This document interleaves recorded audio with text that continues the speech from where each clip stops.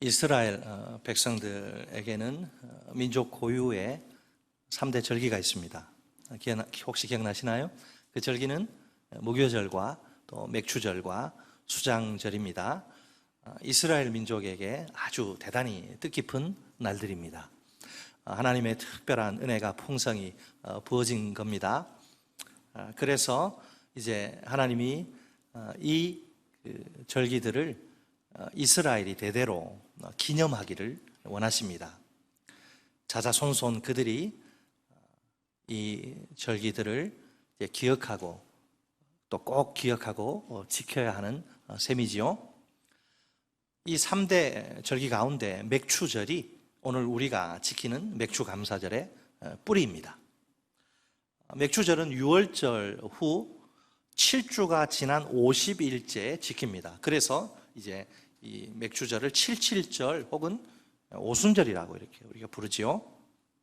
하나님이 이스라엘에게 넘치는 그 복을 부어주신 겁니다. 그래서 맥추절의 의미는 밭에 씨를 뿌리잖아요.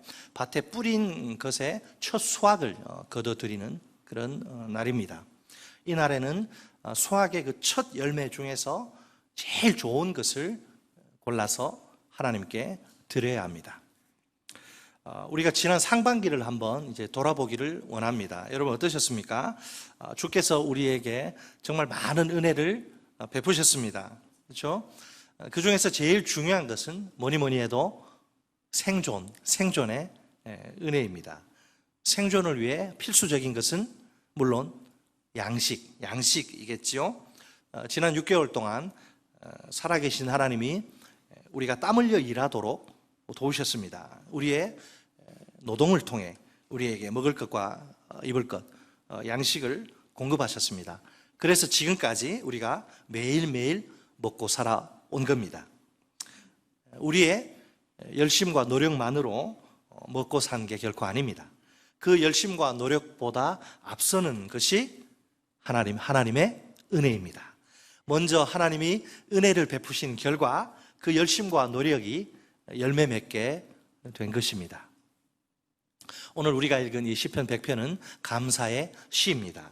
이 시편의 구조를 보면 마치 교성곡, 칸타타와 같습니다. 순례자와 제사장이 이렇게 돌아가면서 부르는 칸타타 말입니다. 본문에는 찬양하라라는 두 개의 초대가 나옵니다. 이 초대에 대한 응답으로 두 개의 찬양이 등장합니다. 이 시편이 이스라엘의 예배에서 담당한 역할은 분명합니다. 성전 문 앞에서 하나님이 그 계시는 뜰 안으로 이제 들어가는 입당의 노래, 입당송으로 사용됩니다. 입당 의식을 거행하는 동안 이제 하나님께 감사와 찬양을 드린 것이지요. 오늘 본문은 우리의 예배를 점검하도록 요청합니다. 그 점검 기준은 예배의 몇 가지 중요한 요소들이에요. 본문 속에서 우리가 그 요소들이 무엇인지를 두 눈으로 직접 확인할 수 있습니다. 과연 그 요소들은 무엇일까요? 또 오늘 우리의 예배 가운데 그 요소들이 살아 있습니까?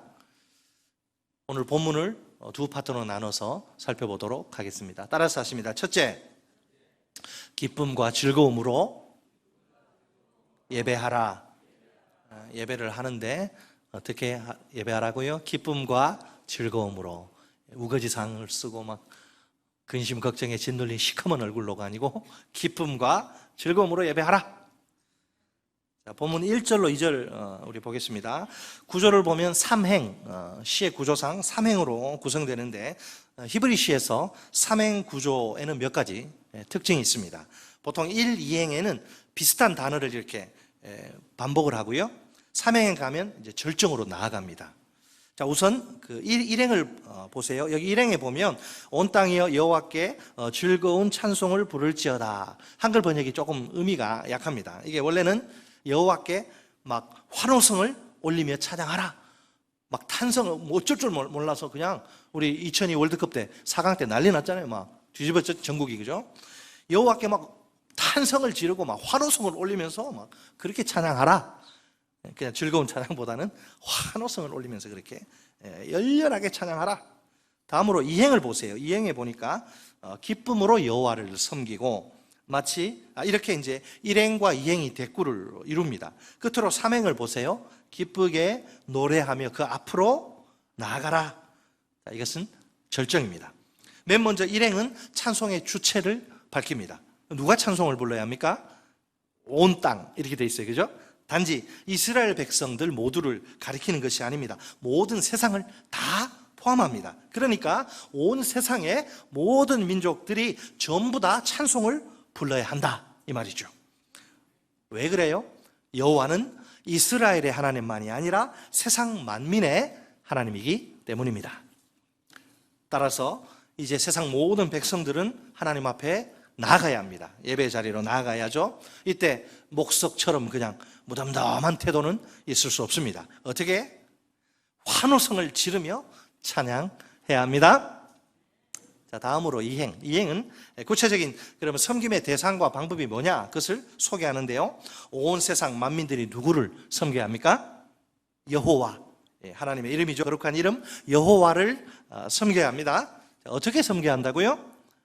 기쁨으로, 억지로 마지 못해서 막 안 하면 그냥 벌 받을까 봐. 그게 아니고 기쁨으로 섬겨야 한다. 여기에 두 종류의 섬김이 있네요. 첫째, 이방 사람들의 섬김. 이방 사람들의 섬김은 과거에 그들은 오랜 세월 동안 그냥 다른 신들을 섬겨옵니다. 조상 대대로. 그런데 이제는 지금까지 섬겨온 익숙한 그 다른 신들을 몽땅 다 버려야 됩니다. 이유는 단 하나, 기쁨으로 여호와를 섬기기 위해서입니다. 다른 신들과 함께 여호와를 섬기는 것은 애초에 불가능합니다. 둘째, 이스라엘의 섬김이에요. 이스라엘. 원래 이스라엘은 어떻습니까? 애굽의 그 바로 왕을 섬기던 비참한 노예들입니다. 그런 아무 소망 없던 자들이 출애굽을 통해 기적적으로 바로 왕의 손에서 해방됩니다. 마침내 하나님의 종이 되지요. 하나님의 풍성한 은혜와 사랑이 아닐 수 없습니다. 이제부터 그들은 자유인으로서 마땅히 하나님만을 섬겨야 합니다. 만약 그들이 이 일을 제대로 감당하지 않으면 어떻게 될까요? 신명기에 거듭되는 무서운 경고를 보세요. 후환이 있는 거예요. 후환이. 신명기 8장 19절 말씀입니다. 내가 만일 내 하나님 여호와를 잊어버리고 다른 신들을 따라 그들을 섬기며 그들에게 절하면 내가 너희에게 증거하노니 너희가 반드시 멸망할 것이라. 아멘. 계속해서 신명기 11장 16절로 17절 말씀도 있습니다. 너희는 스스로 삼가라. 두렵건대 마음에 미혹하여 돌이켜 다른 신들을 섬기며 그것에게 절함으로 여호와께서 너희에게 진노하사 하늘을 닫아 비를 내리지 아니하여 땅이 소산을 내지 않게 하심으로 너희가 여호와께서 주신 아름다운 땅에서 속히 멸망할까 하노라. 아멘. 그러니까 무슨 말입니까? 이스라엘은, 하나님의 백성인 이스라엘은 어떤 경우에라도 다른 신들을 섬기지 말아야 합니다. 그렇지 않으면 그들에게 하나님의 진노가 쏟아져 멸망당합니다. 그러므로 그들은 오직 하나님 한 분만을 섬겨야 합니다. 과연 섬김의 특징은 무엇일까요? 그것은 선택이에요. 선택. 여러분, 본질상 선택 안에는 뭐가 포함될까요? 포기가 포함되기 마련입니다. 딴따다단 결혼하잖아요. 두 젊은 청춘 남녀가. 결혼은 뭐예요? 내가 이 사람을 내 평생의 배우자로 선택해서 검은 머리 파뿌리 될 때까지 함께 살겠다. 그러면 그동안에 또 다른 남자 입장에서 볼 때 다른 여자들, 교제했던 여자들도 있고 그 여자들 중에 이 여자를 딱 선택한 거잖아요. 다른 여자들은 선택 못하지. 선택은 한 번밖에 못해. 한 번 하고 나머지는 다 포기. 아쉽습니까? 그렇지 않죠? 사랑하는 한 사람을 선택해서 부부의 연을 맺는 거잖아요. 자, 선택의 특징은 뭐라고요? 포기가 반드시 들어간다. 그러니까 좋은 편을 선택하려면 나쁜 편, 나머지는 다 포기해야 하는 거예요. 이해가 되시죠? 마스크를 쓰셔가지고 네, 이해하셨다고 보고. 자, 그럼 이방 사람들의 경우에는 어떤 선택입니까? 평소에 쭉 그냥 섬겨온 다른 신들과 하나님 사이에 어느 편을 선택할 것인가? 그들은 어떻게 하라고요? 다른 신들 몽땅 다 포기하고 하나님 한 분만 붙들고 선택해야 한다. 자, 이스라엘의 경우 마찬가지죠. 그들 역시 이스라엘은 어땠습니까? 유일신론인데 이제 단일신 생각해가지고 그 지역마다 지역신을 다 인정하는 거죠. 그래서 가나안 땅에 가니까 그 사람들이 농경민인데 막 잘 먹고 잘 살거든요. 이 사람들 유목민이기 때문에 이제 농경사회에 정착하려면 그 사람들 잘 봐야 되잖아요. 바알을 섬겨서 잘 먹고 잘 사네. 우리도 바알도 섬기자. 여호와 버린 거 아니에요? 여호와도 섬기고 다른 신들도. 자, 그런데 지금 이제 다른 신들을 지금 포기해야 되는 거죠. 사실을 말하면 이스라엘이 다른 신들 포기해야 되는데 여호와를 선택하기 위해서 그 신들의 정체는 우상이라면 우상. 여러분 성경을 보면 우상이 얼마나 헛된 것인지 여기에 대한 경고가 가득합니다. 대표적인 예는 시편 135편 15절로 18절 말씀입니다. 열국의 우상은 은, 금, 이요 사람의 손으로 만든 것이라. 입이 있어도 말하지 못하며 눈이 있어도 보지 못하며 귀가 있어도 듣지 못하며 그들의 입에는 아무 호흡도 없나니 그것을 만든 자와 그것을 의지하는 자가 다 그것과 같으리로다. 아멘. 예레미야서 51장 17절 말씀도 있습니다. 사람마다 어리석고 무식하도다.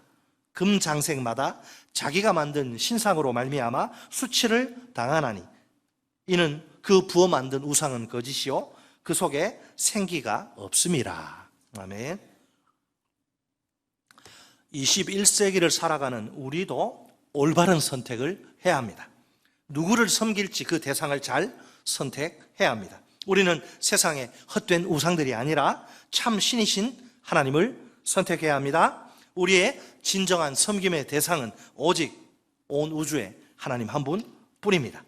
무슨 일이 있어도 우리가 우상에게 속아 넘어가서 시간 낭비, 인생 낭비 하지 말아야 합니다.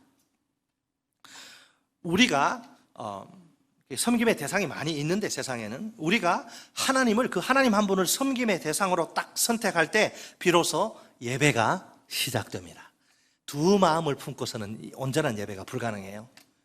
한 하나님만을 내가 믿고 섬기기로 딱 선택할 때 나는 진정한 예배를 하나님 앞에 올릴 수가 있는 거예요.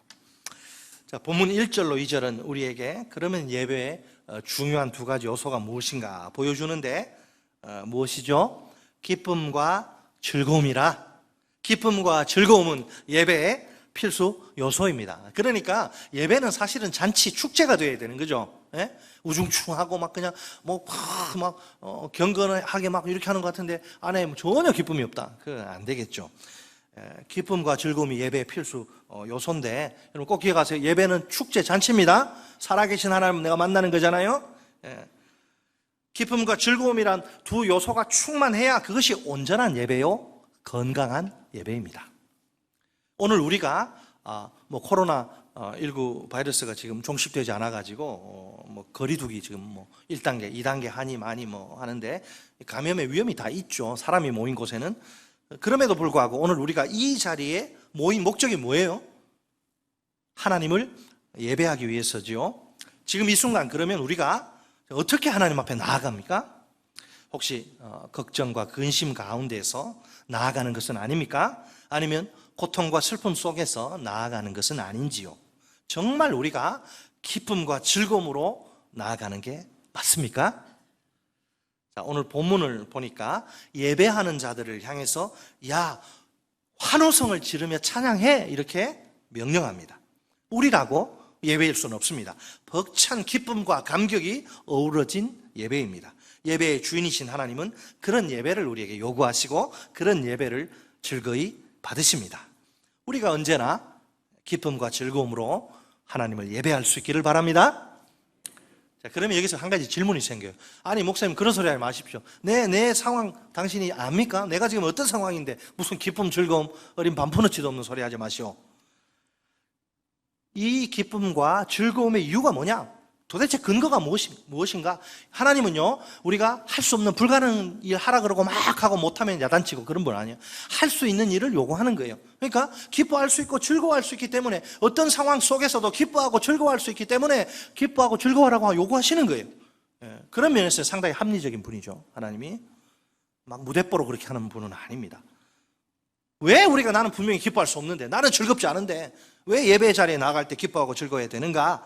그 근거가 뭐냐 했을 때 본문 3절에 그 대답이 들어있습니다. 자, 3절 우리 같이 한번 읽어보겠습니다. 3절 시작. 여호와가 우리 하나님이신 줄 너희는 알지어다.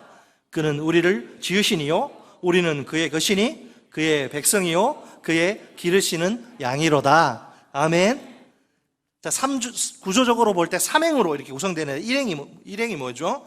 여호와가 우리 하나님이신 줄 너희는 알지어다 이거고, 이행은 그는 우리를 지으시니요 우리는 그의 것이니 이고, 삼행은 그의 백성이요 그의 기르시는 양이로다입니다.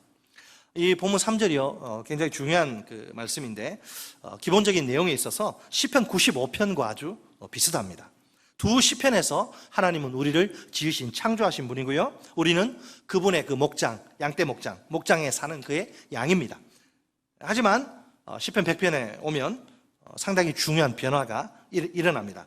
자, 첫째는 그 시편 95편을 보면 신앙 고백의 주체가 이스라엘이에요. 반면에 시편 100편에서는 온 땅으로 대표되는 이방인들까지 포함되는 거죠. 즉 이스라엘뿐만 아니라 이방인들이 그들의 입으로 그들과 하나님의 그 관계를 고백하는 거예요. 원래 하나님과 이스라엘 사이의 특수 언약의 특징은 특수성이에요. 그 보편적이지 않습니다. 언약은 원래 하나님과 이스라엘 사이의 특수 언약이 아닙니까? 이 특수 언약이 보편 언약으로 이제 확장되는 겁니다. 이제는 이 언약 속에 단순히 이스라엘만 아니라 모든 이방 백성까지 전부 포함되는 거예요. 야, 이거는 보통 일이 아니죠. 마치 그 팔레스타인 그 장벽처럼 이스라엘 사람들, 그 다음에 그 비이스라엘 사람들 구분하잖아요. 도저히 그 뚫고 들어갈 수 없는 그 큰 장벽에 가로막혀 있는 이스라엘과 이방인 사이가 아닙니까? 그런데 그들 사이를 갈라놓던 그런 구별의 장벽이 철폐되다니요. 참으로 꿈 같은 현실이 아닐 수 없습니다. 둘째로 시편 100편에서는 너희는 알라 이 말씀이 첨가됩니다. 여기서 알다라고 하는 동사는 하나님의 주권을 그냥 추상적으로 인정하는 그런 수준이 아닙니다. 언약을 지킴으로써 하나님의 말씀에 순종함으로써 정말 하나님이 언약의 주인이심을 내가 실제로 인정하는 거죠. 말로 아무리 하나님 사랑한다고 해도 삶이 뒷받침되지 않으면 그 말은 거짓말이잖아요. 마찬가지로 알라고 하는 거 단순히 지식적으로 하나님 요런 분이니까 알고, 그게 아니고 그래서 네 삶으로 증명하라. 네 삶 속에서 언약을 지켜라. 하나님 말씀에 순종하면서 네가 정말 언약 백성임을 그렇게 표현하면서 하나님을 언약의 주인으로 인정하라 이 말입니다. 자, 셋째로 시편 95편에서는 먼저 언약 형식이 이렇게 고백이 되고요, 곧바로 이스라엘을 향한 심판 선언이 주어집니다. 하지만 시편 100편에 보니까 아무리 두 눈을 씻고 찾아봐도 하나님의 심판이 보이지 않습니다. 없죠. 그 대신 하나님의 지속적인 은총을 계속 노래합니다. 넷째로 시편 100편에서 오직 그라고 하는 이 말이 두 번 반복되는데 하나님의 유일성이 매우 강하게 선포됩니다. 마지막으로 시편 100편에서는 창조 형식을 첨가합니다. 그가 우리를 지으셨으니 우리는 그의 것이다.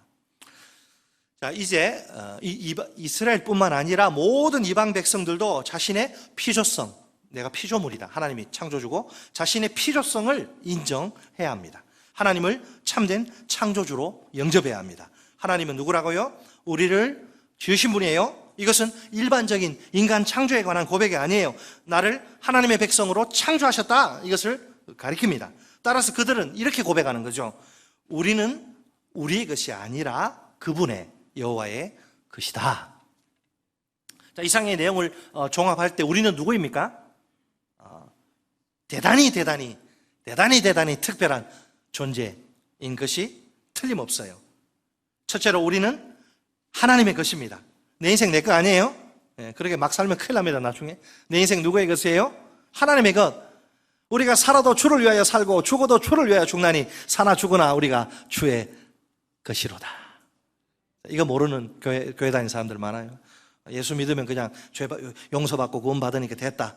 나중에 죽기 전에 회개 한 번에 몰아서 회개하고 자기 마음대로 살면 그게 구원받은 사람은 아니죠. 그렇게 살 수 없죠. 하나님의 것이라. 자, 하나님이 자신이 뭐라고 선언하시는지, 이사야 43장 1절 말씀입니다. 야곱아, 너를 창조하신 여호와께서 지금 말씀하시느니라. 이스라엘아, 너를 지으신 이가 말씀하시느니라. 너는 두려워하지 말라. 내가 너를 구속하였고 내가 너를 지명하여 불렀나니 너는 내 것이라.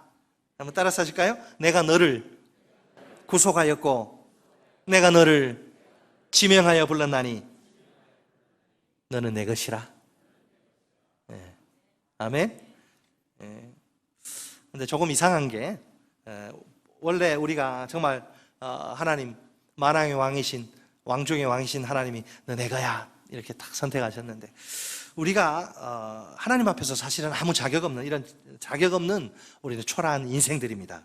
이런 우리가 어떻게 하나님의 소유가 될 수 있습니까? 하나님의 무조건적인 선택이 그 이유입니다. 무조건적인 선택. 여러분, 선택은 뭐가 있다 그랬죠? 제가 포기가 있다 그랬잖아요. 원래는 모두가 유기의 포기, 유기의 대상. 죄 때문에 모든 인간은 다 그냥 하나님이 버려야 돼요. 하나님의 공입니다. 버려서 다 지옥 가게 해야 되는데, 그 중에 일부를 또 하나님의 사랑이라 하는 속성이 이제 그렇게 하지 못하고 그 중에 일부를 이제 구원의 백성으로 이제 솎아내는데, 마치 핀세트로 이렇게 딱 집어서 수많은 사람 가운데 이렇게 뽑고 여기서 이렇게 뽑고, 천에 하나 만에 하나 그렇게 하나님이 하셨는데, 그 안에 내가 들어. 만약에 하나님이 나를 그렇게 선택하지 않았다면, 아이고, 생각하기도 싫어요. 선택하지 않아도 아무 말 할 말은 없고요. 그건 하나님의 절대 자유 주권이기 때문에 모두가 다 그냥 버림받아야 되는데, 그 중에 이렇게 우리를 선택하셨다. 여러분, 아무 조건 없습니다. 아무 조건 없어요. 무조건적인 선택. 우리 편에서는 선택의 어떤 이유도 발견할 수 없어요. 내가 저 사람보다 나아서, 아니, 그런 거 없어요. 그냥 죄인들 다 50보 100보예요. 다 하나님 앞에서는. 그래서 이것을 뭐라고 합니까? 하나님의 일방적인 은혜라. 얼마나 감사한 일입니까? 나를 포기하지 않으시고 선택해 주신 하나님. 둘째로, 우리는 하나님의 백성입니다. 하나님의 백성. 자, 사도 베드로는 베드로전서 2장 9절에서 우리의 신분에 관해서 아주 중요한 선언을 합니다. 우리는 택하신 족속이요 왕 같은 제사장입니다. 거룩한 나라요 그의 소유가 된 백성입니다. 두 가지 신분이 다 나오지요. 하나님의 것이요 하나님의 백성입니다. 분명 처음부터 우리가 이런 복된 신분의 소유자들은 아니었습니다. 갑자기 우리 신분에 엄청난 변화가 일어난 것입니다. 베드로전서 2장 10절 말씀입니다. 너희가 전에는 백성이 아니더니 이제는 하나님의 백성이요, 전에는 긍휼을 얻지 못하였더니 이제는 긍휼을 얻은 자니라. 아멘. 전에는과 이제는, 이 사이에 확실한 차이 여러분 보세요. 우리가 완전히 180도 다른 존재가 된 것입니다. 가히 혁명적인 변화라고 할 수 있습니다. 우리 힘으로는 죽었다 깨어나도 불가능한 변화입니다. 다만 하나님의 긍휼, 하나님의 긍휼이 우리에게 부어진 결과입니다. 하나님의 불쌍히 여겨주심. 하나님, 여러분, 하나님, 우리를 향한 하나님의 가장 기본적인 마음, 우리를 불쌍히 여겨주세요. 우리의 체질이 진토와 같음을 아시고, 얼마나 연약하고 얼마나 부족하고 얼마나 더러운지 그냥 하나님이 냅두면 우리는 살 수 없는 존재임을 아셔서 하나님이 우리를 불쌍히 여겨주심, 우리를 향한, 이것이 우리를 향한 하나님의 한결같은 마음입니다. 하나님께는 변덕이 없어요. 우리는 변덕이 죽을 듯 해요. 뭐 진짜 하나님 좀 은혜 주면 뭐 당장 순교라도 할 듯이 막 이렇게 하는데, 좀 자기 뜻대로 일이 안 풀리고 하나님이 좀 자기 원대로 이렇게 인생 안 끌어주시면 막 그냥 원망하고 불평하고 대들고 막 냄비처럼 막 쉽게 뜨거워졌다 또 쉽게. 하나님은 그렇지 않아요. 변덕스러운 이런 우리, 하나님은 늘 이런 우리를 불쌍히 여겨주십니다. 한결같이 우리를 불쌍히 여겨주시고 한결같이 우리를 붙들어 주시고 한결같이 우리를 사랑하시는 주님. 셋째로, 우리는 하나님이 기르시는 양입니다. 여러분, 목자들이 양을 얼마나 소중하게 여기고 또 얼마나 잘 먹이는지 여러분 아시죠? 중동지방에 가면 그래요. 자, 그런데 최고의 목자이신 하나님, 그 밑에 속한 양. 되겠습니까? 게임 끝난 거예요. 더 말할 필요가 없습니다. 정확히 말하면 우리는 하나님이 돌보시고 기르시는 양이에요. 우리가 목자이신 하나님의 돌봄과 양육 속에 있는 양이라니요. 목자의 이 돌봄과 양육 속에 양인 우리의 안녕과 행복이 있어요.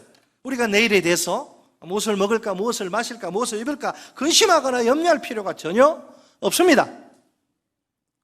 통일 이스라엘 왕국의 왕인 여러분 다윗의 경우를 한번 보세요. 일국의 최고 통치자인 왕으로서 그에게 부와 명예와 권력이 있어요. 세상 사람들이 소유하기를 간절히 열망하는 것들이 아닙니까? 누구나 어깨 잔뜩 힘주면서 폼나게 살고 싶으니까 말입니다. 부, 명예, 권력이 있으면 속된 말로 뽀대가 나잖아요. 힘주면서 사람 예? 그 아파트 강남에 그 아파트 있는데 얼마나 유세를 부리는지 사람을 무시하고 막 무섭더라고요. 한 줌도 안 되는 그런 그런 거 가지고 사람을 그냥 갑질하고 못난 사람들이 많죠. 저 유명한 시편 23편에서 다윗은 행복을 노래합니다. 그의 행복의 비결은 무엇입니까? 왕의 자리에 올라 종신토록 부와 명예와 권력을 아주 신물나도록 실컷 누린 것입니까? 아닙니다. 그 비결은 단 한 가지뿐입니다. 여호와는 나의 목자시니 내게 부족함이 없으리로다. 아멘. 우리 다윗과 같은 마음으로 한번 읊어보겠습니다. 같이 시작. 여호와는 나의 목자시니 내게 부족함이 없으리로다. 아멘. 내 영혼이 그렇다는 거예요. 왜 부족한 게 왜 없겠어요? 돈도 부족하고 뭐도 부족하고 내 영혼은 내 영혼이 은총 입어 중한 죄짐 벗고 보니 슬픔 많은 이 세상도 천국으로 화하도다. 할렐루야 찬양하세. 내 모든 죄 사함받고 주 예수와 동행하니 그 어디나 월세집이나 전세집이나 하늘나라. 아멘. 중간에 가사가 생각나서 다 불렀네요. 우리가 여러분 이 행복의 비결을 진정 이해할 수 있을까요? 세상 사람들이 욕망하고 추구하는 부와 명예와 권력 때문에 행복한 게 아닙니다. 목자이신 여호와 하나님, 그분이 나의 목자시니 내가 행복한 거예요. 하나님의 돌봄과 양육이, 네 부모는 너를 버릴지라도 나는 너를 버리지 않는다. 하나님의 돌봄과 양육이 말할 수 없는 영혼의 행복을 선사한 것입니다. 찬양대 대장인 아삽 역시 비슷한 고백을 합니다. 시편 73편 25절 말씀입니다. 하늘에서는 주 외에 누가 내게 있으리요?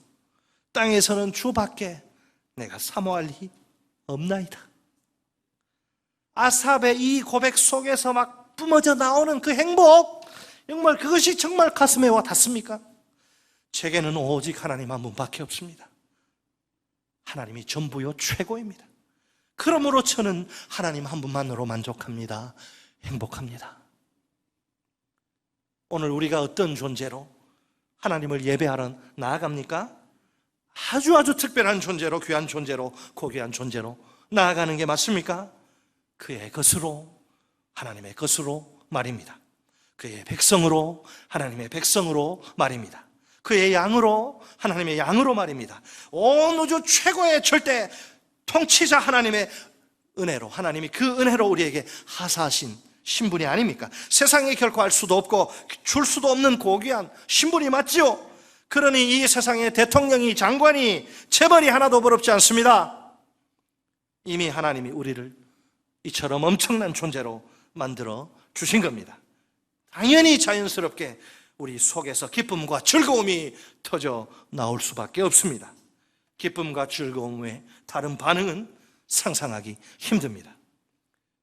하나님을 예배하러 나아갈 때 우리도 함께 시인처럼 기뻐하고 즐거워합시다. 우중충한 인상들 다 펴시고 좀 환하게 웃으시면서. 한편 본문에 등장하는 예배에는 고백적인 의도가 있습니다. 시인은 지금 모든 사람들이 주는 하나님이시다 라고 인정하기를 원합니다. 그렇다면 하나님을 예배하는 것에, 오늘 우리가 하나님을 예배하러 모였는데 하나님을 예배하는 것의 의미가 무엇입니까? 한마디로 말해서 이것은 공개적인 선언이요 선포예요. 여호와란 이름을 가진 주님만이 우리의 유일한 진정한 하나님이다. 다시 한번요. 여호와란 이름을 가진 주님만이 우리의 유일한 진정한 하나님이다. 예배를 통해 내가 선포하는 세상에. 여러분, 엘리야가 바알의 선지자들과 갈멜산에서 벌인 전투를 생각해 보세요. 바알은 그의 선지자들 막 피가 나도록 몸을 긁으면서 바알이 응답하소서, 바알이 응답하소서. 선지자들 그 선지자들이 그 간절하고도 절박하게 기도하는데 침묵해요. 아무런 반응도 보이지 못합니다. 사실은 참 신이 아니라 우상에 불과하다 보니 이런 무능력은 너무나 당연합니다. 그러나 살아계신 우리 하나님은 그렇게 무능력한 우상과는 완전히 차원이 다릅니다. 엘리야의 기도에 주여 역사 불로 응답하소서, 엘리야의 기도에 즉각 불로 확실하게 응답하십니다. 그때 그 대결을 구경하던 사람들, 하나님을 선택할까 바알을 선택할까 막 이제 진짜 신인 증명되면 그쪽으로 붙으려고 지금 하고 있죠. 사람들이 뭐라고 이야기합니까? 열왕기상 18장 39절 말씀입니다. 모든 백성이 보고 엎드려 말하되, 주의 하나님의 임재를 보고 엎드려 두려워서 말하되, 여호와 그는 하나님이시로다, 여호와 그는 하나님이시로다. 그 당시에 질문의 핵심은 하나님이 살아계신가, 하나님이 존재하는, 이거 아니에요. 바알과 여호와 둘 중에서 누가 진짜 하나님이냐, 누가 참 신이냐, 이거예요. 자, 오늘날은 어떻습니까? 물론 그 당시와 비교해서 문화적인 차이가 크죠. 하지만 이 심오한 핵심 질문은 여전히 우리에게 유효합니다. 원래 인간의 본성에 따르면 누구나 신을 찾게 되어 있습니다. 실제로 오늘도 많은 사람들이 여러 가지 신들을 품고 예배하고 섬겨요. 사실을 말하자면 그런 것들은 참 신이 아니라 하나님 대용품에 불과할 따름입니다. 예를 들면 돈이라고 하는 돈신, 명예신, 쾌락신, 권력신, 그것이 무슨 만족과 행복을 주는 줄 알고 천만에 밑 빠진 독에 물 붓기예요. 전세 살던 사람이 내 집 마련하면 행복할 것 같습니까? 뭐 처음에는 좋겠죠. 옛날에 우리 때는 막 문패 이렇게 붙였잖아요. 문패 막 망치로 자기 이름 떡하니 써가지고, 그럼 아버지가 막 눈물 흘리고 다 기억납니다. 그 행복이 얼마 못 가요. 채워도 채울 수 없어요. 만족하지 않습니다. 더 하다가 죽는 거예요, 그냥. 그런 인생인데 우리는 그렇지 않죠. 여러분, 이 본질적인 질문 앞에 정직하게 한번 서보십시오. 세상 신들, 돈신, 명예신, 쾌락신, 권력신과 여호와 가운데서 누가 진짜 하나님인가? 따라서 하십니다. 둘째, 감사와 찬송으로 예배하라. 제사장은 이제 모든 백성들에게 성전 안으로 들어가도록 요청합니다. 여기서 모든 백성들은 우리 살펴봤듯이 이스라엘 백성들만 가리키는 것이 아닙니다. 온 땅에서 이제 예루살렘으로 사방 팔방에서 예루살렘으로 예배하러 찾아온 사람들까지 포함하지요. 그들도 이제는 하나님의 백성이기 때문입니다. 그들은 어떻게 들어가야 됩니까? 하나님 앞에 나아가야 됩니까? 4절에 보니까 감사함으로 그의 문에, 원망과 불평이 아니고 감사함으로 그의 문에 들어가야 합니다. 또 어떻게 해요? 찬송함으로 그의 궁정에 들어가야 합니다. 그에게 감사해야 합니다. 그의 이름을 송축해야 합니다. 여기에 예배의 또 다른 중요한 두 가지 요소가 나옵니다. 그것은 감사와 찬송.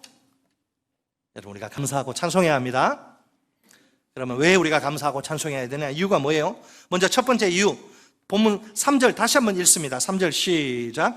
여호와가 우리 하나님이신 줄 너희는 알지어다. 그는 우리를 지으시니요 우리는 그의 것이니 그의 백성이요 그의 기르시는 양이로다. 아멘. 자, 첫 번째 이유는 두 가지 지식 때문에.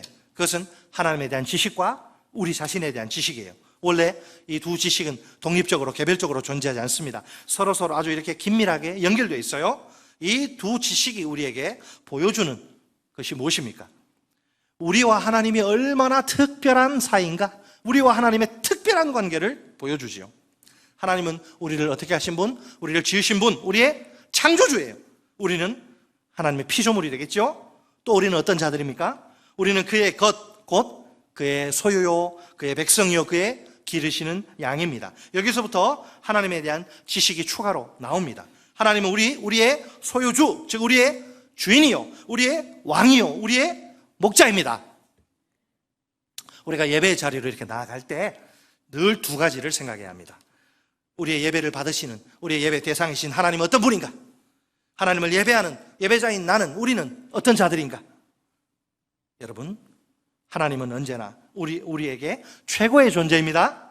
우리를 향한 하나님의 음성을 들어보세요. 나는 너의 창조주다. 나는 너의 주인이다. 나는 너의 왕이다. 나는 너의 목자다. 그러나 우리는 안타깝게도 슬프게도 하나님께 최고의 존재가 못 됩니다.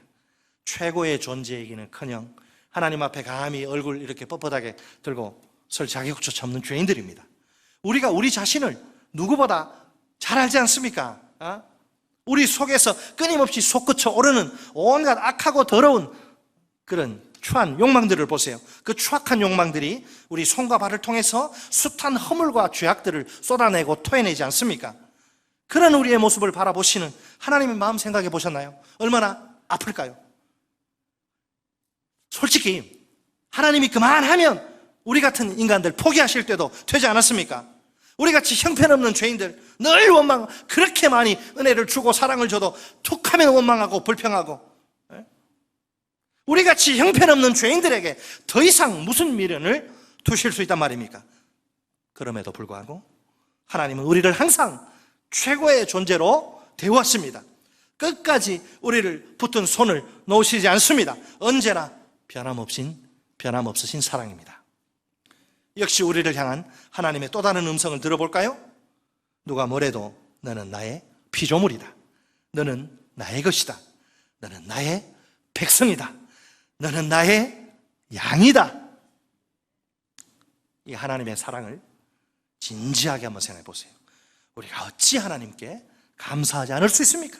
어찌 하나님을 찬송하지 않을 수 있습니까?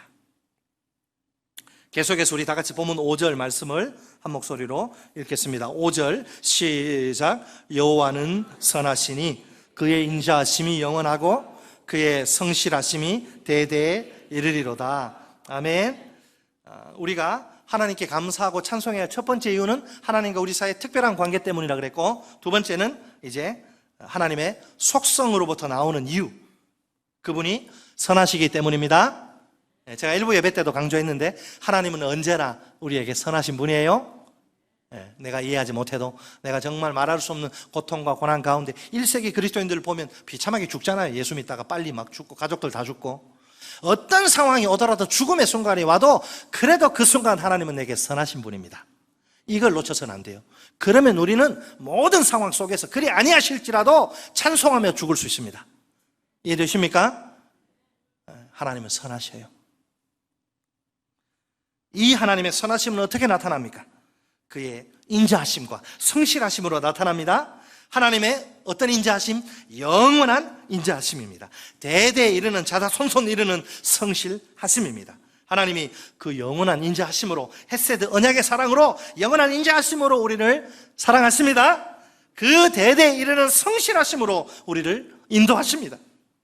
솔직히 말해서 우리가 우리 자신을 봐도 미울 때가 있습니다. 자식도 믿고 막 다 미울 때가 있어요.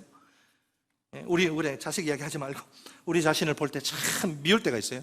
못난 모습이 불쑥불쑥 고개를 쳐드는 것이죠. 신앙의 연조가 쌓여도 신앙생활을 오래 했는데도 여전히 변하지 않는데 못된 성격이 부끄럽습니다. 더럽고 거친 말을, 남을 헐뜯고 비방하는 말을 쉽게 함부로 내뱉는 입이 싫습니다. 하나님의 자녀답지 못한 그런 한심한 행동이 창피합니다. 어떤 때는 다른 사람들 눈을 마주치기가 두렵습니다. 모든 거 다 내려놓고 어디로 멀리 도망갔으면 좋겠습니다. 그러나 우리 하나님은 언제나 그 지으신 모든 피조물에게 선하신 분입니다. 그래서 우리를 향해서 늘 선한 뜻과 의지를 가지고 계십니다. 단 한 번도 그 선한 뜻과 의지를 중단하신 적이 없어요. 하나님이 보니까 너 도저히 안 되겠다. 너 참을 만큼 참아도 너 아무 싹수가 노라니까 너 나하고 이제 절연하자. 나 관계 끊자. 너 아니라도 다른 애들 데리고 내가 일할 테니까 너 안 되겠다. 에이 이거 썩을 이러면서 포기하실까요? 그런 거 없습니다. 여러분, 선한 뜻과 의지, 우리를 향해서 하나님이 선한 뜻과 의지를 계속 가지고 계신데 그 선하신 하나님의 사전에 선택은 있어도 포기는 없다. 물론 불신자 이야기하는 게 우리 포기는 선하신 하나님의 사전에 포기는 없습니다. 내가 나를 포기할 수 있어도 하나님은 나를 포기하시지 않아요. 그 어떤 경우에라도 하나님은 우리를 절대로 포기하시지 않습니다. 그 영원하신 인자하심이 우리의 모든 허물과 죄악을 싸그리 다 덮어버리는 거예요. 그 대대에 이르는 성실하심이 우리를 항상 의의 길로 인도합니다. 결국 하나님의 선하심이 이것만 붙들면 돼요. 하나님의 선하심만 붙들면 이것이 우리의 생명입니다. 진실로 선함과 그 인자하심이 날마다. 말씀을 맺겠습니다. 여러분, 우리가 하나님을 예배하러 나아갈 때 꼭 필요한 것이 있어요. 그것은 첫째는 기쁨과 즐거움, 둘째는 감사와 찬송입니다. 이제 우리의 끝으로 우리의 예배를 점검해 봅시다. 하나님을 향한 기쁨과 즐거움 어떻습니까? 감사와 찬송은 또 어떻습니까? 그 모든 중심 요소가 내 예배 속에 살아서 꿈틀거리고 있습니까? 혹시 고장이 나서 내 예전에는 안 그랬는데 은혜 다 떨어져가지고 고장이 나가지고 아주 수리가 지금 절실히 필요한 상태는 아닙니까? 하나님을 예배하러 나아갈 때 내 마음이 기뻐야 합니다. 즐거워야 합니다. 가슴 벅찬 감사를 느껴야 합니다. 온 마음으로 찬송하지 않고서는 견딜 수 없어야 합니다. 이렇게 기쁨과 즐거움이 충만해야 합니다. 감사와 찬송이 살아 있어야 합니다. 그래야 하나님이 받으시는 온전한 예배가 가능합니다. 우리는 얼마든지 충만한 기쁨과 즐거움으로 하나님 앞에 나아갈 수 있습니다. 살아있는 감사와 찬송을 하나님께 올릴 수 있습니다. 우리에게는 그럴 만한 충분한 이유가 있습니다. 두 가지 이유를 꼭 기억합시다. 첫째는 하나님과 우리의 특별한 관계입니다. 하나님은 우리의 창조주요, 우리는 그분의 피조물입니다. 하나님은 우리의 소유주요, 우리는 그분의 소유물입니다. 하나님은 우리의 왕이요, 우리는 그분의 백성입니다. 하나님은 우리의 목자요, 우리는 그분의 양입니다. 둘째는 하나님의 속성입니다. 하나님은 선하신 분입니다. 이 선하심으로부터 인자하심과 성실하심이 우리에게 흘러 넘칩니다. 우리에게 향한 그 인자하심이 영원합니다. 우리를 위한 그 성실하심이 대대에 이릅니다. 이제부터 우리가 기쁨과 즐거움으로 하나님을 예배합시다. 감사와 찬송으로 하나님을 예배합시다. 우리의 온전한 예배가 하나님을 영화롭게 할 것입니다. 우리의 건강한 예배를 통해 하나님이 홀로 높이 영광을 받으실 것입니다.